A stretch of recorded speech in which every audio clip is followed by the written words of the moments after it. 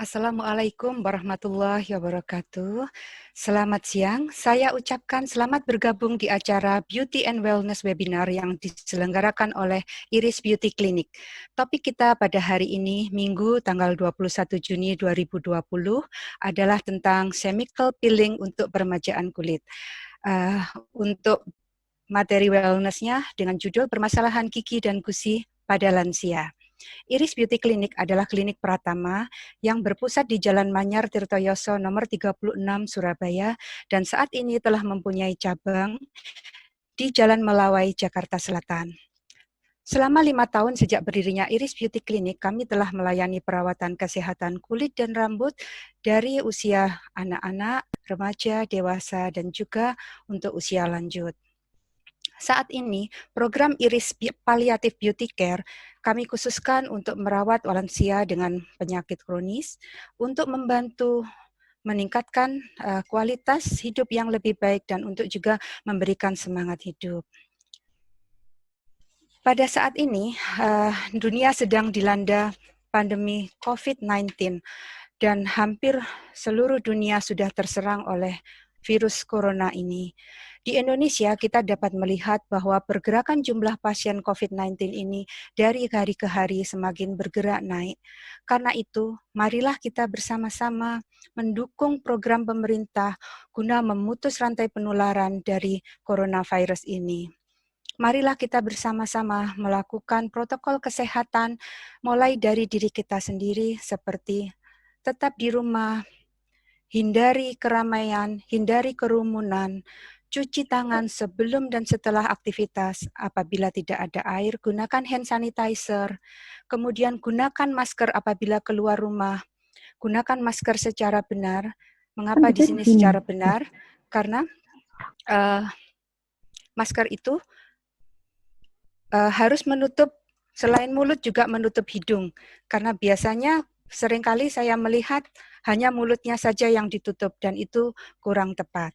Naikkan sampai benar-benar menutup mulut dan hidung. Kemudian jangan lupa untuk menjaga jarak dengan orang lain setidaknya 1 atau 2 meter. Semoga dengan bersama-sama kita melakukan semua protokol kesehatan ini, kita bisa membantu untuk memutus rantai penularan dari COVID-19 ini sehingga pandemi ini bisa segera berlalu. Amin. Kami di Iris Beauty Clinic telah menerapkan pula protokol kesehatan sesuai anjuran pemerintah dari Kementerian Kesehatan Republik Indonesia dengan melakukan pemakaian alat pelindung diri secara tepat pada saat menerima dan juga merawat pasien. Bersama kita siang hari ini telah hadir narasumber kami, yaitu Dr. Irin Adelia Hartanto, spesialis perio. Halo Dr. Irin. Halo Dr. Yani. Selamat siang, apa kabar? Baik, puji Tuhan, sehat. Sehat selalu ya. Ya. Sebelum kita lanjutkan webinar ini, saya akan mempresentasikan yang pertama topik kita dengan judul chemical peeling untuk peremajaan kulit. Dan selama sesi ini, maka nanti selama narasumber melakukan presentasi, peserta akan kita mute dan sesi tanya jawab akan dilakukan di akhir acara setelah selesai presentasi. Silakan untuk mengetikkan pertanyaan Anda di menu chat. Nanti host dan narasumber akan membahasnya di akhir presentasi. Baiklah, kami mulai dulu dengan presentasi yang pertama, chemical peeling untuk peremajaan kulit. Slide. Ini kurikulum vitae saya. Ya. Saya mulai ya. Kulit adalah organ tubuh yang terbesar, selain karena luas permukaannya, juga karena beratnya. Kulit merupakan anugerah Tuhan yang sangat luar biasa, di mana fungsi-fungsinya banyak sekali. Yang pertama adalah untuk melindungi melindungi tubuh dari semua pengaruh dari luar, misalnya dari suhu ekstrim, suhu panas sekali atau dingin, dan juga untuk misalnya ada tekanan, ada bahan kimia, ada hempasan, itu semua dilindungi oleh kulit. Kemudian juga dia berfungsi untuk mengatur suhu tubuh. Kalau misalnya kita kepanasan, kita akan berkeringat, itu adalah salah satu fungsi kulit untuk mengatur suhu tubuh. Selain itu juga sebagai indera peraba, panas, dingin, nyeri, juga sebagai alat ekskresi atau pengeluaran tubuh. Jadi sisa-sisa metabolisme dalam tubuh itu dikeluarkan melalui uap pernafasan, melalui keringat, kemudian juga melalui air kencing, dan juga melalui buang air besar. Nah, salah satu fungsi kulit ini adalah mengeluarkan sisa-sisa metabolisme tubuh. Kemudian juga menyimpan cadangan lemak tubuh, dan juga untuk sintesa dari vitamin D, dan ini dibantu dengan sinar matahari. Slide berikutnya. Kalau misalnya kita mengambil 1 cm kubik kulit, artinya 1 cm kali 1 cm kali 1 cm kulit, dan itu diperiksa di bawah mikroskop, kita akan menemukan berapa juta sel-sel yang semuanya mempunyai fungsinya masing-masing. Ada 3.000 sel saraf perasa, ada 3,5 meter syaraf, kemudian juga ada 700 kelenjar keringat, 10 helai rambut, ada 1 meter pembuluh darah, ada 3 juta sel, dan juga ada sel-sel reseptor penerima rangsang, seperti rangsang panas, dingin, dan juga sentuhan. Dan karena anugerah Tuhan yang luar biasa ini, maka wajiblah bagi kita untuk membantu, untuk selalu mempertahankan kulit kita agar selalu dalam kondisi yang sehat dan tetap prima. Salah satu perawatan kita, slide berikutnya, yang membantu untuk mempertahankan kulit kita agar tetap cantik, tetap optimal lebih lama, adalah chemical peeling. Apa sih chemical peeling itu? Peeling adalah suatu tindakan yang dilakukan oleh dokter dengan mengoleskan bahan kimia tertentu, fungsinya membantu mengangkat sel kulit mati, kemudian juga untuk mencerahkan, mengurangi bekas-bekas jerawat, flek hitam, dan juga membantu untuk mengurangi penuaan dini seperti garis-garis halus pada wajah. Slide berikutnya. Nah, macam-macam peeling di klinik, di pasaran banyak sekali jenisnya. Namun di sini yang saya sebutkan hanya ada beberapa ini, yaitu golongan glycolic acid, ini dari alpha hydroxy acid, mandelic acid, kemudian salicylic acid, ini golongan beta hydroxy acid, kemudian ada trichloroacetic acid, dan juga kombinasi beberapa jenis peeling. Slide berikutnya. Nah, peeling juga dibedakan berdasarkan kedalaman. Jadi ada yang superficial, ada yang medium, dan juga ada yang deep. Kalau kita lihat di situ gambar penampang kulit, yang kuning itu adalah yang superficial. Jadi dia paling ringan, tidak memerlukan downtime, artinya kita bisa tetap beraktivitas kembali seperti biasa setelah tindakan peeling, dan kalaupun mengelupas halus. Yang medium itu yang biru, itu kedalaman sampai dengan di papila dermis. Nah, dia mengelupas lebih banyak dan biasanya kulit lebih merah. Biasanya ada perlakuan khusus 3-7 hari pasca peeling. Dan yang deep ini termasuk peeling yang jarang dilakukan. Dia pengelupasannya sampai ke reticular dermis dan downtime-nya lebih lama. Downtime di sini artinya adalah butuh waktu pemulihan lebih lama. Slide berikutnya. Ya. Di sini saya jelaskan salah satu peeling kita yang banyak sekali kita lakukan, yaitu adalah GA atau glycolic acid. Glycolic acid ini mempunyai kadar yang berbeda-beda, disesuaikan dengan kondisi kulit. Dan juga peeling ini cocok untuk segala jenis kulit dan juga untuk segala usia. Kadar di sini artinya misalnya untuk wajah, untuk leher, untuk area yang sensitif, kita menggunakan lebih rendah dibandingkan kalau misalnya kita gunakan untuk punggung, untuk lengan, untuk kaki. Nah, itu kadarnya pun kita sesuaikan. Bahkan peeling GA ini bisa kita lakukan seluruh tubuh atau full body peeling. Jadi hasilnya selain kulit menjadi lembut, kemudian juga lebih cerah dan halus. Pada saat kita aplikasikan, biasanya ada rasa seperti gatal, perih, cekit-cekit sedikit, tapi tidak berapa lama, kita diamkan hanya beberapa menit, kemudian kita lakukan netralisir, dan setelah itu rasa tidak nyaman itu sudah hilang. Peeling GA ini boleh dilakukan rutin 2 minggu sekali, atau kalau misalnya kita mau maintenance, 1 bulan sekali bisa.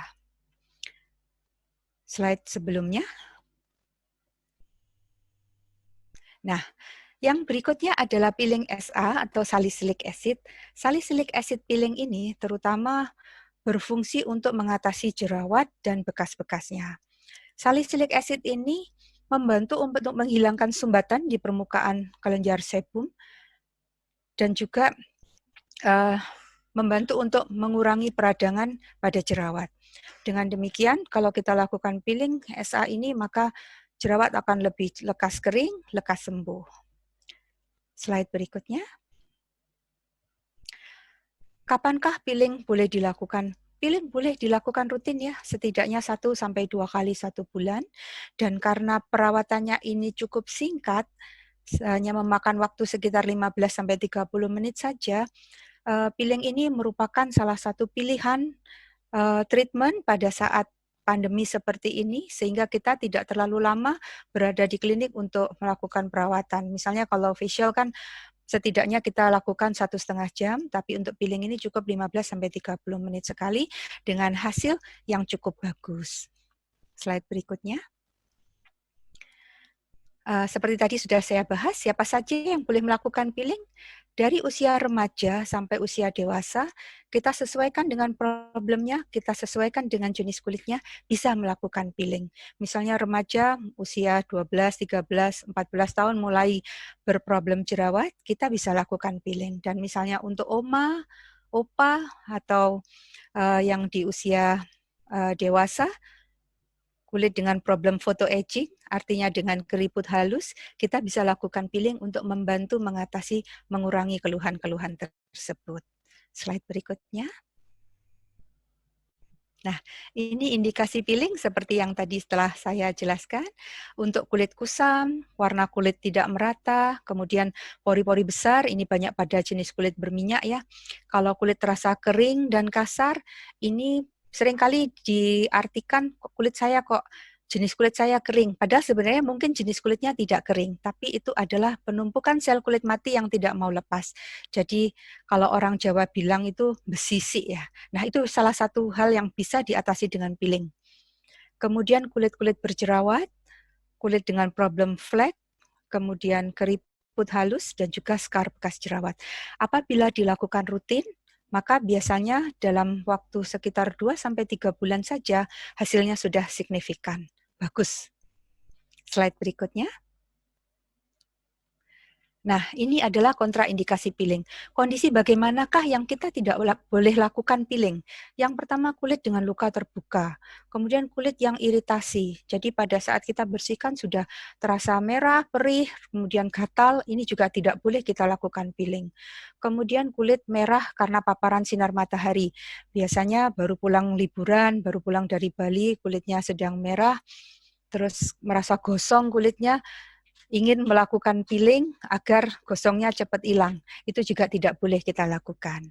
Kemudian setelah penggunaan alat-alat perawatan seperti laser atau roller, ini juga tidak boleh dilakukan peeling. Kemudian keganasan kulit dan juga adanya penyakit kulit herpes, ini tidak boleh dilakukan peeling. Berikutnya. Persiapan apa sebelum dilakukan peeling? Jadi sebagai pasien kita bisa persiapan dulu sebelum dilakukan peeling. Hindari paparan matahari yang intensitasnya tinggi sebelum dilakukan peeling. Kemudian gunakan krim-krim perawatan yang telah dianjurkan oleh dokter setidaknya selama 4-8 minggu. Krim perawatan di sini fungsinya adalah membantu untuk membuat peeling lebih rata, kemudian juga untuk mengurangi efek samping, dan juga agar hasilnya lebih nyata. Kemudian kalau misalnya menggunakan krim-krim pengelupasan, hentikan dulu 3-5 hari sebelum perawatan. Slide berikutnya. Nah, ini adalah prosedur peeling. Diapakan sih sebenarnya peeling itu? Jadi peeling ini karena dia termasuk treatment yang singkat, kami akan lakukan pembersihan wajah dulu. Kita lakukan dengan cleanser, kemudian kita sabun, kemudian kita oleskan peelingnya oleh dokter dengan menggunakan kuas atau kapas atau kasa. Kemudian peeling akan didiamkan beberapa menit tergantung jenis peelingnya. Biasanya juga dibantu dengan kipas angin untuk membantu memberi rasa nyaman pada pasien. Setelah itu kita lakukan netralisir, dan setelah itu terakhir diaplikasikan sunblock. Slide berikutnya. Kemudian, apa yang perlu kita lakukan setelah peeling? Yang pertama adalah hindari sinar matahari berlebihan. Selalu gunakan sunblock sebelum keluar. Kemudian kalau kulitnya gatal, jangan digosok, jangan digaruk. Karena kalau luka karena gosokan atau garukan itu, maka penyembuhannya menjadi lebih lama. Kalau ada kelupas halus, jangan digaruk ya, jangan apa istilahnya itu, dikopek-kopek, itu tidak boleh. Kemudian gunakan pelembab bila kulit terasa kering berlebihan. Slide berikutnya.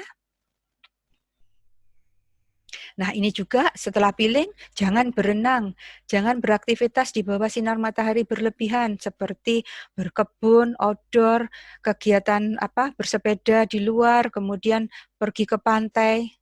Nah, ini juga tidak boleh dilakukan pasca peeling. Kemudian kalau menggunakan krim-krim pengelupasan, digunakan hari ketiga pasca peeling. Berikutnya. Nah, ini adalah komplikasi setelah peeling. Komplikasi bisa terjadi seperti iritasi kulit, kemudian PIH atau post-inflamasi hiperpigmentasi. Ini artinya adalah setelah peeling kulit menjadi lebih gelap. Kemudian juga bisa muncul jerawat dan kulit sensitif atau rasa panas perih yang berlebihan. Berikutnya. Peeling boleh dikombinasikan dengan facial, dengan perawatan mata, dengan perawatan leher, segala jenis masker, kemudian juga dengan perawatan rambut dan body treatment. Slide berikutnya. Ya, demikian presentasi dari saya. Berikutnya adalah presentasi oleh narasumber kami, Dr. Iren Adelia Hartanto. Saya bacakan dulu CV-nya.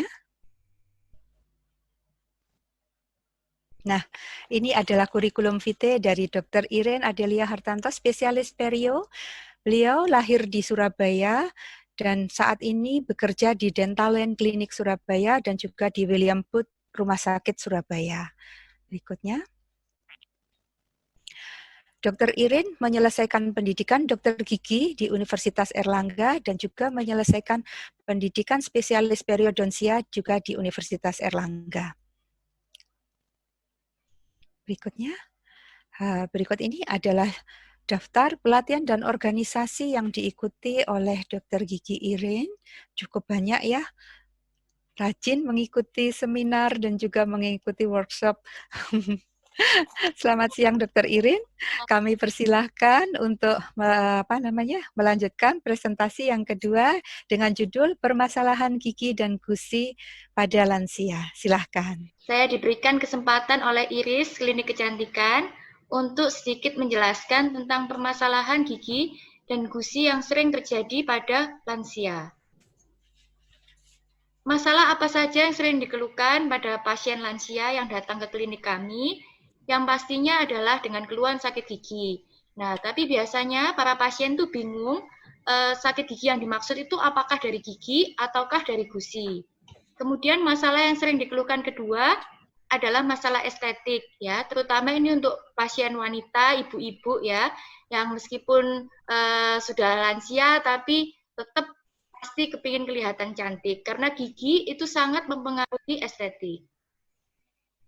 Yang pertama yang dari gigi, masalah yang biasa sering terjadi adalah gigi berlubang dan rapuh, kemudian gigi goyang, kemudian gigi sensitif. Sedangkan dari gusi sendiri, yaitu radang gusi, yaitu gusinya bengkak, gusinya mudah berdarah, kemudian gusinya bernanah atau yang dalam istilah kedokterannya disebut dengan abses. Dan masalah estetik ya, yang tadi sering dikeluhkan adalah yang pasti adalah kehilangan gigi, tidak punya gigi, atau yang disebut dengan ompong. Yang pertama yang akan saya jelaskan yaitu tentang gigi berlubang atau karies. Gigi berlubang itu dalam bahasa kedokterannya disebut karies. Mungkin Bapak dan Bapak Ibu sekalian sudah sering dengar kata karies, itu adalah gigi berlubang. Apa saja faktor yang mempengaruhi? Yang pertama adalah keadaan gigi. Keadaan gigi itu meliputi seperti kalau misalnya keadaan gigi itu setiap orang itu berbeda. Ada yang memang giginya rapuh, ada yang memang kondisi giginya itu kuat. Ada yang memang giginya itu berdesaan susunannya, ada yang memang susunan giginya itu rapi.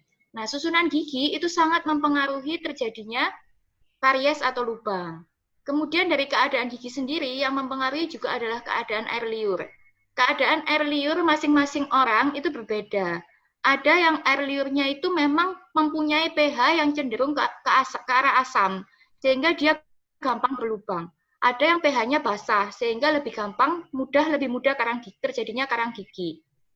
Selain itu, keadaan air liur setiap orang juga berbeda alirannya. Ada yang alirannya deras, itu akan lebih jarang terjadi karies, sedangkan untuk keadaan air liur orang yang mulutnya kering, jadi air liurnya sedikit, itu malah gampang terjadi gigi berlubang. Kemudian faktor kedua yang mempengaruhi adalah plak. Yang ketiga adalah makanan, ya jenis makanan, konsumsi makanan seperti makanan manis itu sangat mempengaruhi. Dan yang keempat adalah waktu. Jadi kalau semakin lama dibiarkan, maka dengan adanya ikatan antara 4 faktor ini, maka akan terjadi gigi berlubang atau karies. Nah, ini yang tadi saya sebut plak. Plak ini sangat berpengaruh terhadap terjadinya karies. Nah, plak sendiri itu merupakan endapan lunak yang tidak berwarna dan melekat erat pada permukaan gigi. Terbentuk dari 3 faktor tadi, yaitu air ludah, sisa makanan yang halus, serta kuman. Nah, plak ini tapi dapat dibersihkan dengan sikat gigi, tetapi tidak bisa hilang hanya dengan berkumur. Nah, oleh karena itu, biasanya kita tidak tahu kan sikat giginya itu kita sudah bersih atau belum. Nah, kebetulan kita di Dental Land Clinic itu ada dijual seperti alat untuk mendeteksi apakah kalau kita sikat gigi itu sudah bersih atau belum. Jadi nanti kelihatan ada gel dioleskan di giginya, bisa kelihatan kalau memangnya kita sikat gigi sudah bersih, ini sudah kena ke saraf.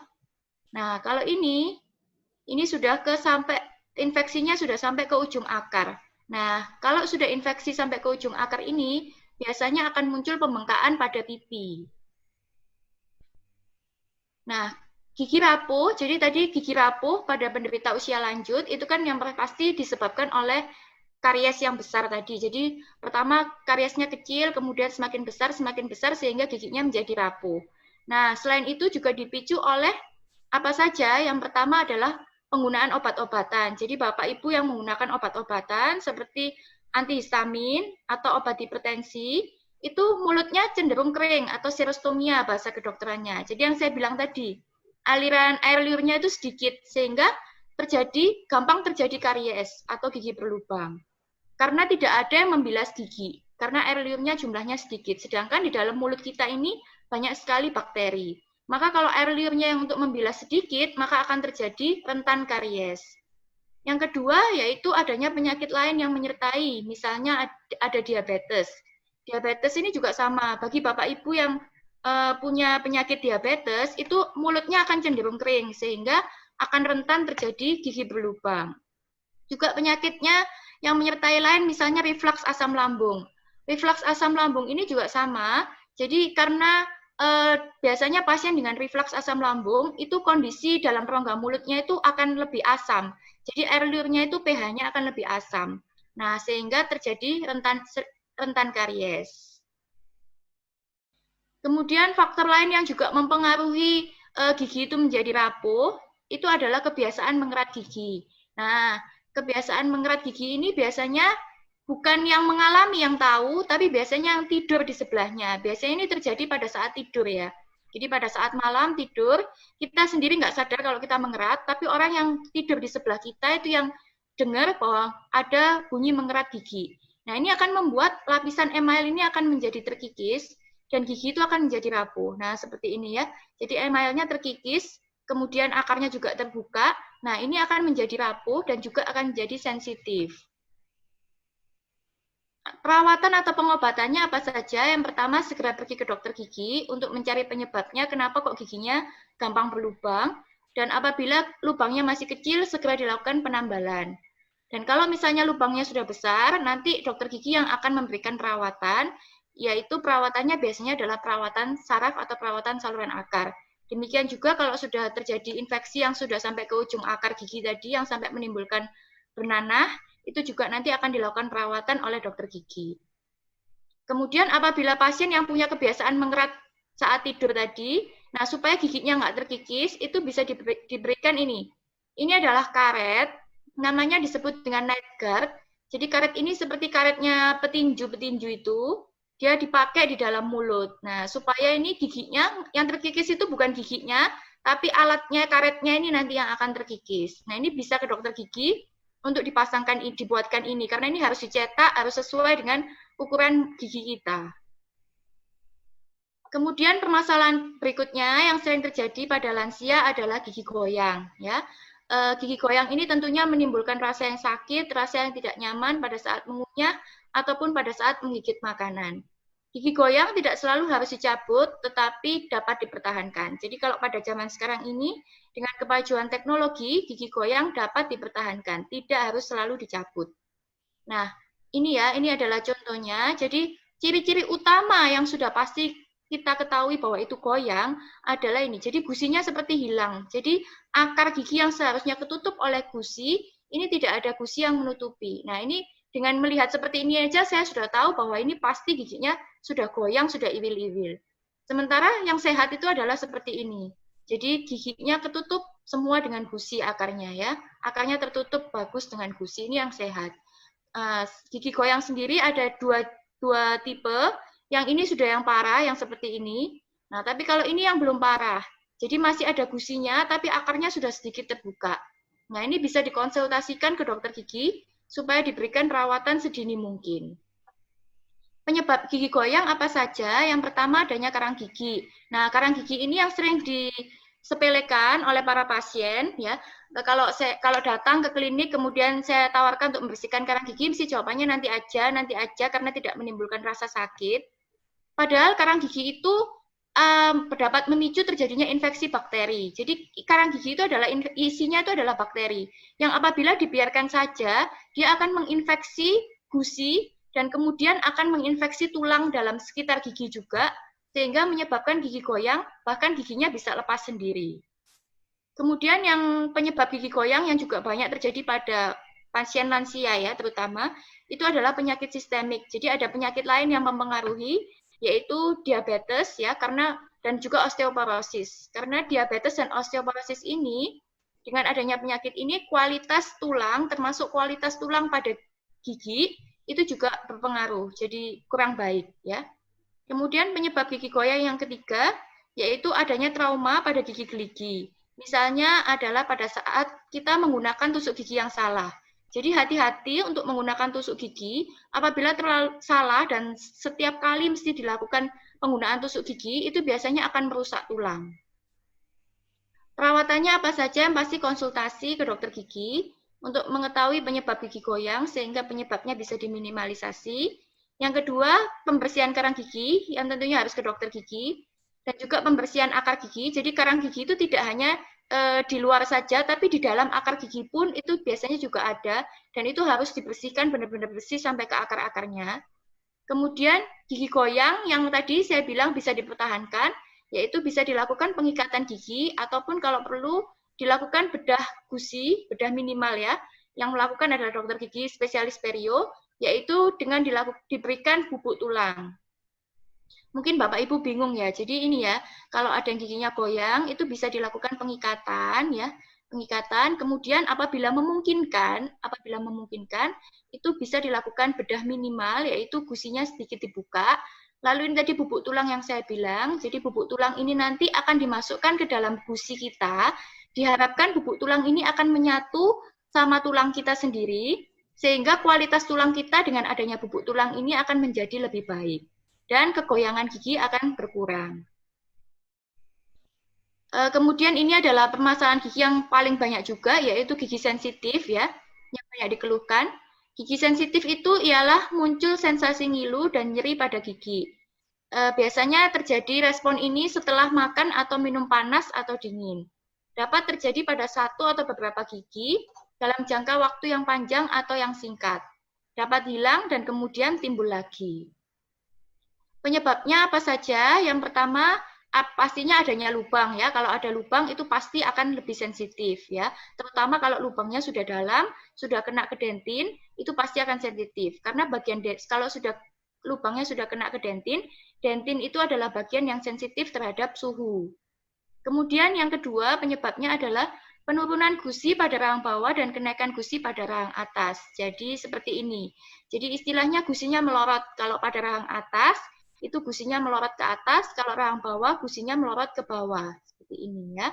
Nah, ini akar giginya akan terbuka. Padahal seharusnya yang benar adalah akar giginya ini ditutupi oleh gusi. Ketika akar gigi sudah terbuka, akar gigi ini sangat sensitif terhadap suhu. Sehingga giginya menjadi sensitif. Nah, tapi banyak pasien yang datang bilang, "Dok, gusi saya sensitif." Nah, sebenarnya yang sensitif itu adalah giginya, bukan gusinya. Tetapi karena akar gigi ini lokasinya dekat dengan gusi. Sehingga banyak orang yang rancu dan mengatakan bahwa yang sensitif adalah gusinya. Penyebab gusi melorot tadi apa saja? Yang pertama karang gigi. Ya, jadi jangan hiraukan karang gigi. Karena karang gigi yang sangat banyak, itu akan mendorong gusi, sehingga gusinya bisa melorot. Kemudian faktor fisiologis atau usia. Kemudian adanya trauma. Trauma itu seperti salah saat menggosok gigi, juga ada kebiasaan mengerat gigi, seperti tadi yang sudah saya jelaskan di depan. Jadi kebiasaan mengerat gigi pada saat malam, pada saat tidur, itu juga mempengaruhi akar giginya bisa menjadi terbuka, gusinya melorot. Nah, seperti ini. Ini penyebabnya campuran ya, antara kesalahan menyikat gigi dan juga karena kebiasaan mengerat gigi. Nah, ini sampai dekok-dekok seperti ini. Ini sudah parah ya. Ini sangat-sangat sensitif. Treatmentnya apa saja? Yang pertama konsultasi ke dokter gigi untuk mencari penyebabnya gigi sensitif.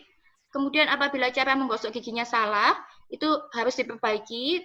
Mungkin bisa konsultasi ke dokter gigi untuk tahu cara menggosok gigi yang benar ya. Kemudian menggunakan night guard yang tadi saya bilang karet tadi untuk pasien yang punya kebiasaan mengerat pada saat tidur. Kemudian kita di klinik mempunyai bahan desensitizing ya. Jadi bahan ini tuh mengandung potasium nitrate, potasium chloride atau potasium sitrat. Nah, bahan-bahan ini itu bisa menurunkan sensitivitas. Kalau Bapak Ibu tahu yaitu pasta gigi ya, pasta gigi yang diklaim bisa menurunkan sensitivitas itu juga bisa. Karena pasta gigi itu juga mengandung bahan-bahan ini. Nah, cara penggunaannya setelah sikat gigi, Bapak Ibu oleskan pasta giginya tadi atau bahan desensitizing ini di akar gigi yang terbuka, kemudian diamkan 1 menit, baru kemudian dikumur. Atau kalau mau nggak dikumur, dibiarkan saja, dibawa tidur juga nggak ada masalah. Itu akan mengurangi gigi sensitif. Kemudian untuk akar gigi yang terbuka seperti ini, supaya tidak sensitif, selain bisa diolesi bahan tadi, itu juga bisa dilakukan penambalan ke dokter gigi. Ya. Kemudian untuk gigi depan yang gusinya melorot semua, yang giginya kelihatan panjang, akar giginya terbuka, itu bisa diberikan gusi palsu. Ya. Gusi palsu ini cuman bentuknya kayak krek-krekan gitu, jadi bisa dilepas. Nah, ini untuk estetik fungsinya, juga untuk menurunkan sensitivitas. Kemudian kalau memungkinkan, biasanya tapi pada usia-usia yang masih 40-an, 30-an, yang gusinya masih sehat, itu bisa dilakukan bedah gusi atau bedah minimal ya, tapi ya. Ini yang melakukan adalah dokter gigi spesialis perio. Ini kasus saya, ini sebelum bedah, dan ini sesudah bedah. Jadi gusinya ini akan ditarik, akan dikembalikan ke posisi semula, posisi yang benar ya. Jadi akar giginya bisa ketutup oleh gusi kembali. Ini kalau biasanya karena kesalahan menyikat gigi, itu cuma terjadi, jadi gusi melorotnya ini akarnya terbuka cuma terjadi pada 1 gigi saja. Kemudian permasalahan berikutnya sering terjadi adalah radang gusi. Nah, radang gusi ini apa saja cirinya? Yang pertama gusinya akan membesar, ya seperti ini gusinya membesar, merah, mudah berdarah, dan juga terasa sakit pada gusi. Nah, ini hati-hati pada yang mudah berdarah. Kalau mudah berdarah, maksudnya diam-diam tahu-tahu berdarah, jadi tanpa ada rangsangan, jadi tidak dibuat sikatan, tapi berdarah, tiba-tiba diam-diam berdarah, itu yang hati-hati yang harus segera pergi ke dokter gigi. Nah, penyebabnya apa saja? Yang pertama karena karang gigi, ya. Yang kedua karena pengaruh hormon, misalnya pada saat hamil atau menstruasi. Yang ketiga karena penggunaan obat-obatan. Nah, ini yang perlu diperhatikan juga, terutama obat darah tinggi, itu yang sangat-sangat banyak, gusinya akhirnya menjadi besar-besar membengkak ya. Kemudian yang keempat karena perawatan kawat gigi. Nah, ini sendiri adalah karang gigi, pasti Bapak Ibu sudah tahu bahwa karang gigi ini, nah ini, karena karang giginya banyak, akhirnya gusinya radang, merah-merah. Ini sudah termasuk radang gusi karena infeksi dari karang gigi tadi. Ya. Jadi karang gigi ini merupakan endapan keras yang tidak bisa dihilangkan dengan sikat gigi, yang bisa menghilangkan hanya dilakukan pembersihan karang gigi atau disebut scaling, dan itu hanya bisa dilakukan di dokter gigi. Nah, perjalanannya ini ya bisa dibandingkan kalau gusi sehat, gusinya itu tinggi. Tapi kalau dia sudah ada karang gigi masuk, maka akan mendorong gusi, sehingga yang saya bilang tadi gusinya akan melorot, dan bahkan terbentuk kantong. Nah, ini apabila karang giginya tidak dibersihkan, maka proses infeksinya akan berlanjut, dia akan menginfeksi gusi, bahkan menginfeksi tulang. Ini tulang dalam gigi. Ya. Sehingga ini tadi yang saya bilang, bahwa giginya itu bisa menjadi goyang karena tulangnya ini terinfeksi. Giginya menjadi goyang, bahkan bisa tanggal dengan sendirinya, akhirnya menjadi ompong. Ini akibat dari karang gigi, jadi saya tadi bilang bahwa karang gigi itu bisa membuat jadi radang gusi, ya. Nah, yang perlu diperhatikan di sini bahwa pasien dengan penyakit tertentu, yaitu asma, ada alergi, ada infeksi jantung, kemudian ibu hamil, ada penyakit sistemik seperti diabetes, itu hati-hati terhadap karang gigi. Jangan sepelekan karang gigi, karena itu bisa malah memperparah penyakit-penyakit tersebut. Ya. Kemudian ini untuk perawatannya ya, radang gusi karena karang gigi, perawatannya yang pasti adalah pembersihan karang gigi ke dokter gigi minimal 6 bulan sekali. Ya. Kemudian yang kedua, pembersihan akar gigi ke dokter gigi. Jadi karang gigi tadi yang di dalam akar juga harus dibersihkan. Kemudian kalau radang gusi karena perawatan orto, nah ini contohnya ya, karena mungkin ada bapak ibu atau anak-anaknya yang memakai behel ya, kawat, itu kalau terjadi seperti ini jangan khawatir karena ini sudah sering terjadi ya.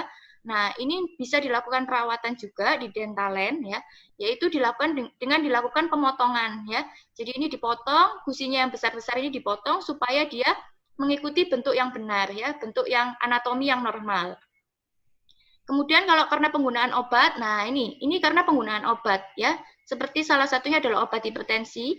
Obat hipertensi jenis tertentu itu memicu gusinya menjadi bengkak-bengkak seperti ini. Nah, kalau sudah seperti ini segera pergi ke dokter gigi, katakan bahwa punya riwayat penyakit sistemik misalnya hipertensi ya. Kemudian katakan mengkonsumsi obat apa. Jadi nanti dokter gigi bisa tahu penyebabnya dan obat tersebut akan dianjurkan untuk diganti. Biasanya akan konsultasi dengan dokter penyakit dalamnya ya atau dokter jantungnya ya untuk mengganti jenis obatnya. Nah, perawatannya juga sama yaitu bisa dilakukan pemotongan ya. Pemotongan supaya dia kembali ke bentuk yang semula. Nah, untuk di klinik kami di Dentalen itu ada alat yang namanya kauter. Nah, jadi ini kita akan dengan alat ini itu minimal bleeding, jadi perdarahannya minimal, kemudian sakitnya juga minimal, penyembuhannya juga akan lebih cepat. Kemudian permasalahan gusi yang berikutnya yang adalah gusi bengkak atau bernanah ya, yang sudah sampai keluar nanahnya. Nah, itu biasa disebut dengan abses gusi. Gejalanya apa saja? Yang pertama sangat sakit giginya terasa menonjol bahkan kadang-kadang. Kemudian keluar nanah atau keluar asin-asin dari gusi, dan terjadi pembengkakan kadang sampai pipi, sampai bawah dagu. Penyebabnya apa saja? Infeksi bakteri dari karang gigi ya, yang pasti infeksinya bisa dari karang gigi yang menyebar ke gusi, bisa juga dari infeksi yang dari lubang ya, dari lubang yang sangat dalam yang sudah saya jelaskan di depan tadi. Nah, ini kalau seperti ini sudah abses, ini nanahnya ya. Jadi nanti bisa keluar terasa asin-asin. Perawatannya apa saja? Yang pasti segera pergi ke dokter gigi supaya diberikan resep antibiotik. Kemudian untuk yang penyebabnya gusinya bernanah karena lubang yang dalam, itu bisa dilakukan perawatan saraf oleh dokter gigi. Kemudian yang penyebabnya karang gigi bisa dilakukan pembersihan karang gigi ya. Kalau perlu bedah, ya akan dilakukan bedah supaya dokter gigi itu bisa membersihkannya maksimal sampai ke akar-akar giginya. Nah, apa yang terjadi kalau misalnya pembersihannya itu nggak maksimal, itu bengkaknya bisa lebih besar lagi, dan kalau pembengkakan yang besar itu bisa sampai terjadi seperti ini di bawah dagu ya, di dasar mulut. Jadi akibatnya ini akan susah bernafas. Dan kalau sudah seperti ini, itu sudah harus segera pergi ke UGD ya, bahkan ya untuk dipotong absesnya ini untuk dibuka, dikeluarkan nanahnya itu. Kemudian, nah ini adalah masalah yang estetik ya, yang paling sering dikeluhkan juga kalau kita ke dokter gigi, ke klinik, ya terutama untuk para ibu-ibu ya, yaitu giginya ompong atau tidak punya gigi, kehilangan gigi ya. Jelek sekali ya kalau terutama kalau gigi depan pasti langsung ke dokter gigi untuk pengen ganti gigi secepat mungkin gitu. Nah, akibatnya apa saja kalau kita itu membiarkan gigi kita itu ompong? Yang pertama pastinya faktor estetis karena muka juga jadi akan lebih keriput ya.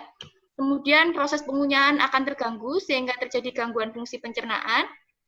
Kemudian yang ketiga, giginya bisa renggang, jadi ada gigi itu akan cenderung akan bergerak atau akan geser ke tempat yang kosong. Jadi kalau yang nggak ada giginya itu akan ditempati oleh gigi sebelahnya ya. Kemudian berubahnya hubungan kontak antara gigi gerigi, rahang atas dan rahang bawah. Kemudian yang berikutnya adalah sendi-sendinya juga akan bermasalah kalau kita nggak punya gigi, yang akhirnya bisa pusing ya. Kemudian berikutnya adalah gigi lawannya. Jadi misalnya yang hilang gigi bawah ya, yang ompong, gigi atasnya masih lengkap. Nah, gigi atas itu bisa modot ke bawah. Nah, sehingga gigi yang modot ini nanti bisa ikut goyang juga. Yang ke-8 tentunya fungsi bicaranya atau pengucapannya akan terganggu, tidak jelas. Nah, ini tadi yang saya jelaskan ya dari gambar ini. Jadi apabila ini sebelahnya kosong, gini ya, sebelahnya kosong, gigi ini akan geser, atau bahkan akan tidur. Nah, kalau gigi ini akan tidur, akan miring, gigi dua ini sebelahnya ini akan goyang. Makanya kalau ada yang bilang, dok nanti kalau dijabut, gigi-gigi sebelahnya yang lain katanya ikut nular. Nah, ini penyebabnya. Jadi terus kemudian yang ini ya, yang gigi atasnya ini akan modot juga. Nah, ini akan modot ke bawah. Kalau ini tidak diisi oleh gigi palsu, ya. Maka dari itu apabila giginya ada yang hilang, saya menganjurkan Bapak Ibu untuk segera mengganti giginya dengan gigi palsu atau gigi tiruan. Nah, gigi tiruan sendiri itu ada 2 jenis, yaitu gigi tiruan lepasan dan gigi tiruan cekat. Nah, ini contohnya gigi tiruan lepasan, mungkin yang sudah tahu ya, sudah sering dipakai. Ini yang ada gusi-gusi merahnya ini, kemudian ada yang ada kawatnya juga. Nah, kemudian juga ada yang bahan dari metal. Ini juga lebih nyaman sih, cuman memang untuk harga lebih mahal. Nah, ini semua mempunyai kelebihan dan kelemahan, bisa dikonsultasikan ke dokter gigi. Kemudian ini gigi tiruan cekat yang sering diketahui juga pasti ya, ini namanya jembatan atau bridge. Jadi jembatan atau bridge ini paling tidak melibatkan minimal 3 gigi ya. Jadi nanti gigi-gigi ini kelemahannya harus dikecilkan, dikikis ya. Nah, nanti ini akan seperti ini. Jadi langsung dicekatkan 3 gigi seperti ini. Ini tidak bisa dibuka lagi. Nah, kalau ini implan ya, ini juga gigi tiruan cekat, ini juga banyak sekali pasti sudah diketahui oleh Bapak Ibu sekalian. Ini juga mempunyai kelemahan dan kelebihan.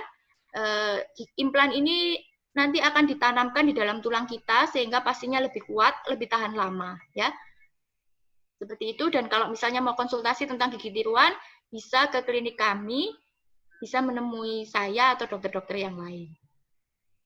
Terima kasih atas perhatian Bapak Ibu sekalian. Terima kasih Dr. Irin. Presentasinya menarik sekali. Bapak Ibu peserta webinar siang hari ini, silahkan kalau ada pertanyaan akan kami bantu untuk menjawab.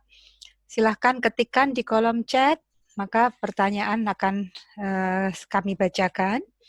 Sebelumnya, jangan lupa setelah sesi tanya jawab ini berakhir, kita mempunyai 2 door prize yang akan kami berikan kepada 2 orang yang beruntung yang bisa menjawab pertanyaan dari kami.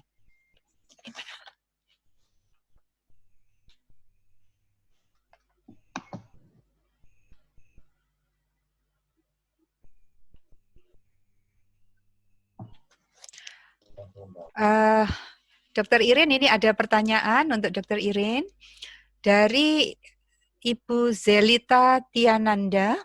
Apa yang dimaksud dengan menyikat gigi menggunakan metode BAS? Bagaimana tentang penggunaan mouthwash? Cara penggunaan yang baik dan benar bagaimana? Jadi ini obat kumur ya. Kapan saat yang tepat untuk memakai obat kumur dan apa efek samping penggunaannya kalau dilakukan terus-menerus? Ya, silakan Dr. Irin. Sebenarnya kita harus kontrol ke dokter gigi minimal 6 bulan sekali ya apabila tidak ada keluhan. Nah, tapi kan sekarang keadaannya pandemi seperti ini, maka susah untuk kontrol ke dokter gigi.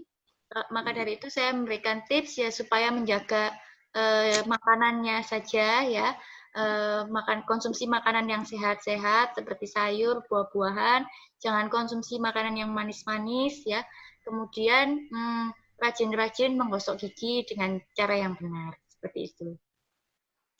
Ya, terima kasih kepada Dr. Irin.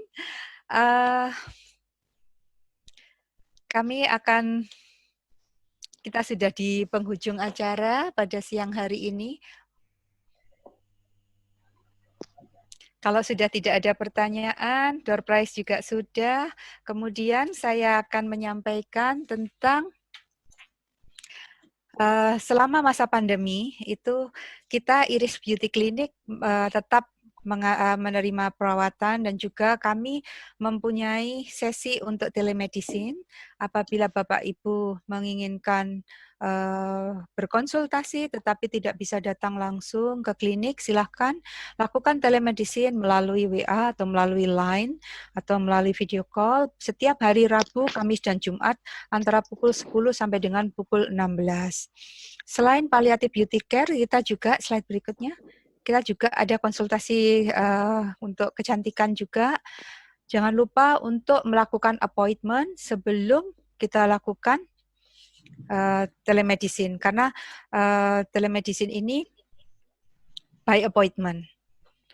Kemudian saya akhiri dulu webinar kita pada siang hari ini.